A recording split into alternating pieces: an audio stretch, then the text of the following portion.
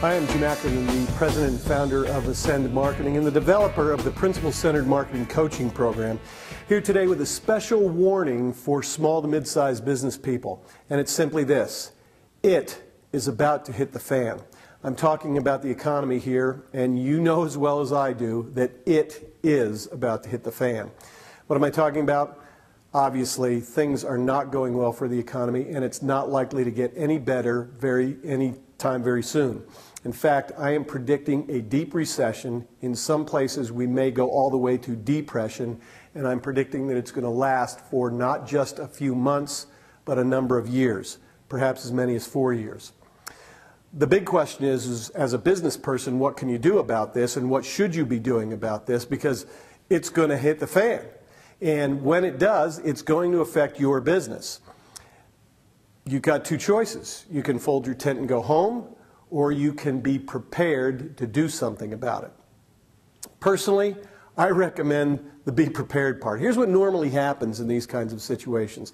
As the economy begins to turn south, people who were doing very well begin to panic a little bit. Suddenly, the income isn't what it used to be. The revenues aren't what they used to be. The sales aren't what they used to be. And the profits aren't what they used to be. And it begins to affect their bottom line. It begins to affect their personal pocketbook, their ability to pay for their homes, their ability to pay for their cars, for their boats, their vacations, and all the wonderful things that they've been enjoying in the last 25 years of incredible prosperity that this country has experienced. And now they see it beginning to evaporate and wonder, what can I do now? Reaction, first thing they do is try a brand new marketing strategy called stick your head in the sand and hope it goes away. And that's what most people will do. You may already be doing that. But most people, sooner or later, that will be their reaction. And for a while, that's what they'll do, is just hope and pray that it goes away. When that doesn't work, they'll begin to look around for other ways to save their business. And it will be, I've got to have better management, or I've got to have better money management, or I've got to have better accounting practices, or any number of other avenues that they will try to conserve their way to prosperity or save their way to prosperity. If I can cut corners, if I can do this, I can do that, I can do the other thing, anything but marketing. Because they're afraid of the marketing thing. So they will look for other alternatives to try to save money and therefore restore their margins. And they may have some level of success with that. They may indeed be able to cut expenses. They may be able to put themselves in a position where they can restore margins temporarily. But as the recession deepens, here's what's going to happen. People are going to be more competitive. Sooner or later, they will figure out, I have to compete. And because they haven't had to compete in the past, not in the kind of desperate kind of way that we're talking about here, they're going to turn to the only marketing strategy that they know, because they haven't really been well educated in the area of marketing, and that's to cut prices.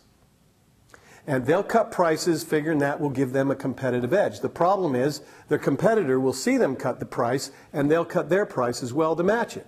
Until you get to competitor C, who says, well, if A and B are going to cut their prices to here, I'm going to cut my prices to here. And there will be a downward pressure on pricing, a reduction of margin, and many businesses will go out of business following this strategy. Don't make that mistake. You need to prepare in advance, and I have some suggestions for how you do that. Do not wait for tomorrow. As soon as you're done watching this video, clear your desk for an hour. Cancel all other appointments and spend an hour taking a look at your existing marketing situation. If you don't have a marketing plan, you're in trouble. If you're not using your marketing plan, you're in trouble. If your marketing plan is based on false assumptions, you're in trouble. And if your marketing plan fails to have incorporated initiatives to clearly differentiate yourself from the competition, you're in trouble. Take a look at that marketing plan as it stands. The second thing I want you to do is take a look at your marketing resources in your organization. I'm talking about the talent, the skills, the education. I am not talking about MBAs here. I'm talking about very practical knowledge. What's it going to take to actually sell something? Now, I'm a college-educated person myself, but if your entire talent pool in your marketing department depends on college-educated brand builders, you're going to be in a world of hurt. You want to lay in talent who actually know how to sell, people who came from the selling side. That doesn't mean that all they're going to do is sell, and it doesn't mean that you ignore brand, but the primary emphasis needs to be on how to make the sale, both in your face-to-face marketing efforts or your telemarketing efforts and in all of your advertising. The third thing I want you to do is consider what the emphasis of your marketing plans are. You need to look at customer relationship building and customer relationship management, because you're going to need the long-term loyalty of your existing customers, and you need to build systems to make sure that takes place. You're also going to want to be aware of upselling and add-on selling and cross-selling capabilities and systems within your business. Why? Because you're going to need to maximize the revenue you can generate from every transaction. You're going to have to pay particular attention to how to get customers to come back and buy from you again and again, your existing customers. Induce a greater number of transactions with those folks that will last for a longer period of time. And I want you to pay particular attention to the expertise you have now or need to get in the area of direct response marketing. Actually, once again, getting people to buy something. If you don't have skills in these areas, you need to go out and find that expertise and work diligently to put that expertise into your marketing systems so that you're continually operating on that basis. I predict there will be a de-emphasis on brand in the coming months and years as this recession deepens and bottoms out and then finally begins to come back up, because people will not be able to afford to merely do branding kinds of marketing. They will have to emphasize generating sales and generating sales now.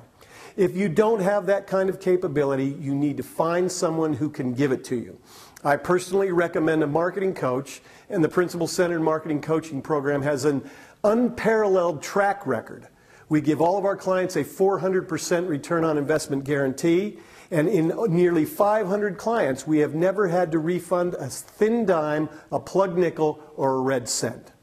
Now, there's good news. There is an upside to all of this doom and gloom that I am sorry to have to bring to you today. And that is, if you're prepared, indeed, if you actually anticipate the coming challenges and get ready for them, and if you take the attitude that you're going to market on despite the economic conditions. Historically, companies that do that market on and continue to press forward in their marketing efforts, come out the other side of a recessionary period smelling like a rose. They gobble up abandoned market share from companies that have folded in the fray, and they grow to levels that they had never anticipated before. And that is a place you do want to